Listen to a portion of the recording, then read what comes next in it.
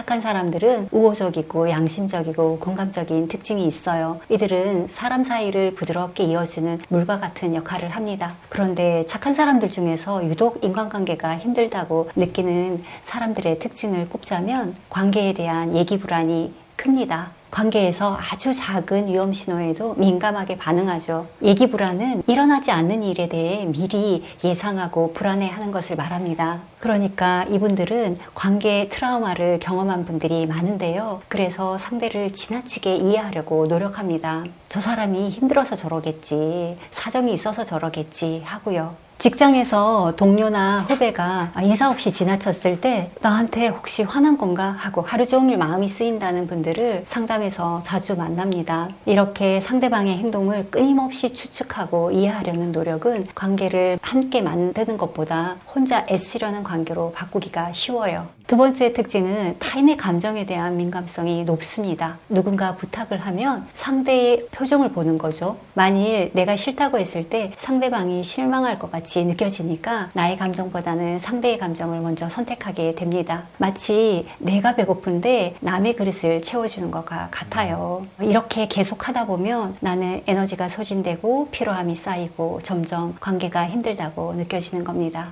마지막으로 세 번째는요, 관계에서 갈등이 생기면 자신의 책임이라고 느낍니다. 동료가 불합리한 말을 했는데 오히려 내가 뭘 잘못한 걸까를 생각하는 겁니다. 이것이 자책으로 이어지기도 하고요. 친한 친구에게 진솔한 의견을 얘기했는데 그 후로 답장이 느려졌어요. 그러면 며칠 동안 내가 너무 직설적이었나? 괜히 말했나? 하고 자책하고 괴로워하다가 혹시 내가 뭐 서운하게 했어? 라고 물어보는 시기죠. 물론 관계를 소중히 여기고 상대방을 이해하고 공감하는 건 중요합니다. 하지만 문제는 그 과정에서 자기가 사라지는 거예요. 그래서 관계가 힘들다고 느끼는 겁니다. 어떻게 보면 상대방을 배려하는 거잖아요. 배려하는 건데 왜 오히려 내가 힘들어지는 걸까요? 그 과정에서 자신의 감정을 먼저 생각하기보다는 남의 감정을 우선시 하다 보니까 자신이 사라지는 경험을 하는 거예요. 배려가 우선하는 게 아니라 나와 상대를 같이 배려할 때 관계가 상호성을 이어가고 그다음에 자신도 소진되는 감이 더 적은데요. 아무래도 한쪽으로만 치우치다 보면 배려가 본인의 소진과 연결이 되는 거죠. 첫 번째는 상대의 감정까지 책임지려는 습관입니다. 착한 사람들은 종종 이렇게 느낍니다. 내가 거절하면 분위기가 나빠질 텐데? 저 사람이 혹시 상처받으면 어쩌지? 이렇게요. 그런데 감정은 각자의 짐가방이에요. 내 짐도 무거운데 남의 짐까지 들어주면 둘 다 오래 못 갑니다. 공감은 하되 다른 사람의 감정을 대신 짊어지지 마세요. 두 번째는 불편한 신호를 무시하는 습관입니다. 뭔가 불편한 느낌, 과한 요구나 미묘한 무례함 이런 신호를 느끼면서도 내가 예민한 건가 하고 그냥 넘겨버립니다. 그런데 이런 게 반복이 되면 나중에 더 큰 문제가 되어 돌아오는데요. 처음엔 급하다, 미안하다, 고맙다 이러며 부탁을 했던 동료가 나중엔 당연하게 일을 떠넘기는 상황 같은 거죠. 어떤 분들은 억울함을 넘어 분노를 느끼는데요. 사실 그런데 생각해보면 이상하다는 느낌은 초반부터 있었을 텐데 말이죠. 그냥 지나쳤던 거예요. 누군가 무리한 부탁을 하면 딱 3초만 생각해보세요. 정말 괜찮은지 나의 에너지 상태와 감정을 확인한 후에 답해도 늦지 않습니다. 세 번째는 무작정 참거나 폭발하는 습관입니다. 처음에는 관계를 지키기 위해 참는 거지만 계속 억누르면 감정은 사라지는 것이 아니라 압축이 됩니다. 그러다가 한 번에 어떤 작은 계기로 크게 터지고 맙니다. 그렇게 지키려고 애썼던 관계를 한꺼번에 깨트리는 사태가 발생하는 거죠. 이렇게 참는 습관과 폭발하는 습관은 연결되어 있습니다. 그러니 표현은 일시불이 아니라 할부로 하세요. 100만큼 쌓인 걸 한꺼번에 터뜨리면 관계가 감당을 못해요. 10씩 나눠서 조금씩 그때그때 표현하는 게 관계를 오래 지키는 방법입니다. 착한 사람들이 좋은 사람을 곁에 두는 건 무엇보다 중요합니다. 그러려면 좋은 사람을 알아보는 안목과 기준을 가지고 내 몸의 신호를 나침판으로 삼는 연습을 해보세요. 먼저 좋은 사람을 알아보는 기준입니다. 첫 번째는 불편한 상황에서도 존중이 유지되는가입니다. 편할 때만 좋은 사람인지 불편할 때도 좋은 사람인지를 보는 거예요. 내가 거절할 때, 서로 의견이 다를 때 무시하거나 죄책감을 유도하거나 태도를 갑자기 다르게 한다면 그건 위험 신호입니다. 내가 부탁을 들어줄 땐 살갑게 대해주다가 내가 처음으로 이번엔 좀 어렵겠어요 라고 말했을 때 갑자기 싸늘해진다면 그 반응이 그 사람의 진짜 속내일 수 있습니다. 다음으로는 관계에 상호성이 있는가입니다. 나만 연락하고 있는가? 나만 배려하고 있는가? 나만 감정을 맞추고 있는가를 관찰해 보세요. 좋은 관계는 주고받음이 있습니다. 관계는 시소와 같아요. 한쪽만 내려가 있으면 그건 시소가 아니에요. 관계도 딱 그렇습니다. 서로 올라갔다 내려갔다를 할 수 있어야 진짜 좋은 관계입니다.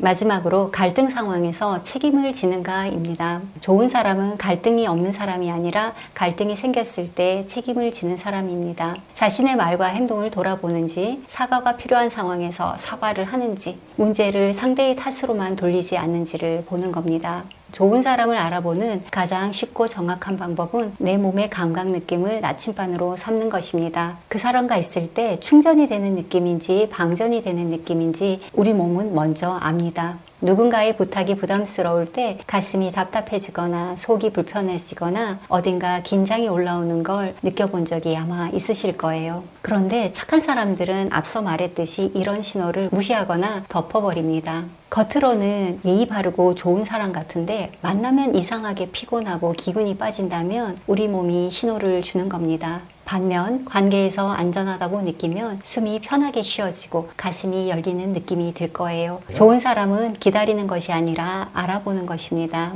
이렇게 우리 내면의 감각 느낌에 포커싱할 때 우리는 나에게 맞는 사람을 가장 잘 알아봅니다.